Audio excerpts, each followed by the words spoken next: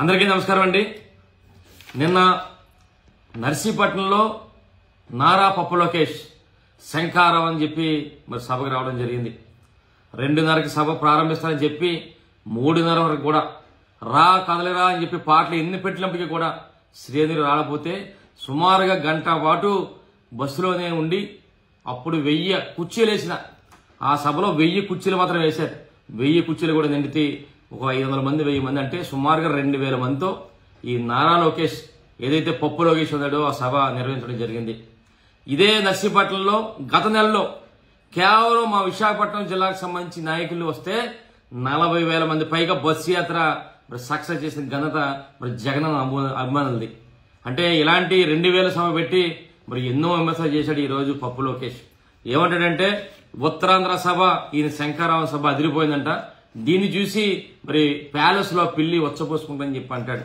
మరి లోకేష్ ఎవడరా పిల్లి ఎవడ పులి నీకు తెలుసుకోసారి.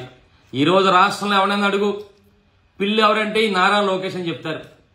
అదే పులి ఎవరైనా అడుగు ఈ రోజు రాష్ట్రంలో పులి ఎక్కడుందంటే పులివెందుల్లో ఉంటుందని చెప్తారు. బాబు పులికి పిల్లికి తేడా తెలుసుకొని నీలాంటి పిల్లిలు ఎంతమంది వచ్చినా సరే మా పులిని ఏమీ పేకలేరన్న సంగతి మరి నారా పప్పు లోకేష్ తెలుసుకోవాలని చెప్పి మీ ద్వారా తెలియపరుస్తున్నాను.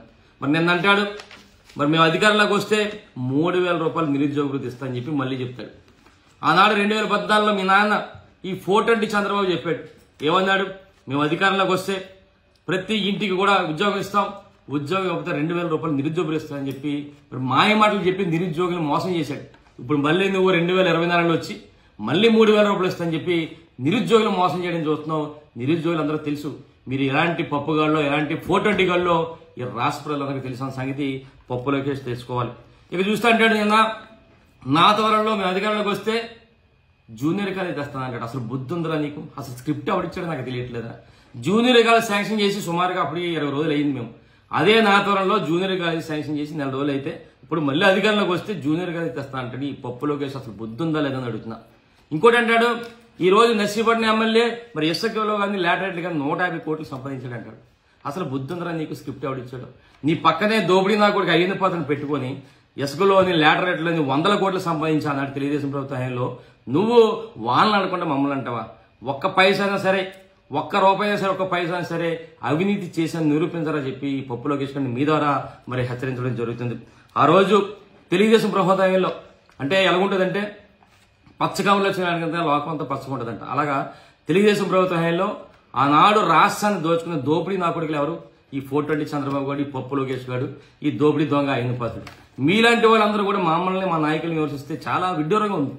ఆనాడు తెలుగుదేశం ప్రభుత్వంలో చెత్త పరిపాలన ఇచ్చిన చెత్త నా కొడుకులు ఎవరంటే ఈ 420 చంద్రబాబు, ఈ పప్పు నారా లోకేష్, ఈ దోపిడీ దొంగ అయిన పాత్రుడు సంగతి ఈ రోజు రాష్ట్ర ప్రజలందరికీ కూడా తెలుసు.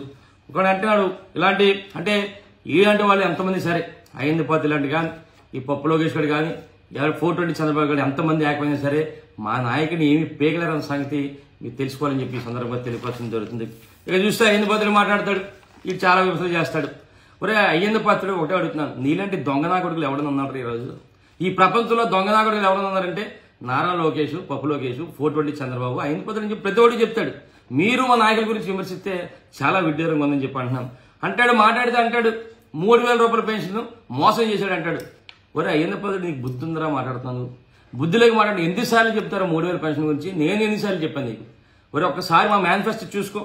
మీ మేనిఫెస్టోలా కాదు, మా మేనిఫెస్టోలో పెట్టింది ఏంటంటే మేము అధికారంలో రాగానే 2,000 రూపాయలు ఉన్న పెన్షన్ ని 3,000 వరకు కూడా దఫదఫలుగా పెంచుకెళ్తామని చెప్పి మా మేనిఫెస్టోలో చూసుకోసారి. మీ మేనిఫెస్టో ఎక్కడ కనబడదు, మా మేనిఫెస్టో చూసుకో. ఎలా నువ్వు మోసం చేయాలనుకుంటే ఎవడు వినే పరిస్థితి లేరని చెప్పి అయ్యన్న పద్ధతి చెప్తాను. ఆనాడు రైతులు మోసం చేశారు, డోక్రా మహిళలు మోసం చేశారు, నిరుద్యోగులు మోసం చేసిన ఈ చెత్త నా కొడుకులు మా నాయకుల గురించి మాట్లాడుతుంటే చాలా ఆశ్చర్యంగా ఉందని చెప్పి సందర్భంగా తెలియపరుస్తున్నాను. అంటే మీలాంటి శాడిస్ట్ నా కొడుకులు రాబోయే రోజుల్లో ఎంతమంది ఎన్ని చేసినా సరే మీ రాష్ట్ర ప్రజలు సిద్ధంగా ఉన్నారు, రాజకీయ సమాధి చేయడానికి సిద్ధంగా ఉన్నారు. ఎందుకంటే ఈ రోజు రాష్ట్రంలో గౌరవ ముఖ్యమంత్రి వైఎస్ జగన్మోహన్ గారు ఎక్కడ పార్టీలు చూడకుండా రాజకీయాలు చూడకుండా ప్రతి ఒక్కరు కూడా ఎన్నో సంక్షేమ పథకాలు అందిస్తున్న సంగతి అందరూ చూస్తున్నాం. ఈ రోజు ఏ గ్రామం వెళ్ళినా ఏ ఇంటికి వెళ్ళినా సరే మా పార్టీ నాయకులకి సమానంగా ముఖ్యంగా మహిళలందరూ కూడా 100% మహిళలందరూ కూడా జగన్మోహన్ గారి నాయకత్వాన్ని కోరుకుంటున్నారు. రేపు జరగబోయే ఎన్నికల్లో ఏదైతే మా నాయకుడు జగన్మోహన్ గారు చెప్పారో 170 స్థానానికి 175 మేము వైఎస్ఆర్ పార్టీ గెలిపించుకుంటాం. రేపు జరగబోయే ఎన్నికల్లో రాజకీయ సమాధి తెలుగుదేశం పార్టీ వారికి రాష్ట్రాలు చేస్తారని చెప్పి మీ ద్వారా తెలియపరుస్తూ నమస్కారాలు తెలుపుకుంటున్నాను. జై జగన్, జై జై జగన్. నమస్కారం.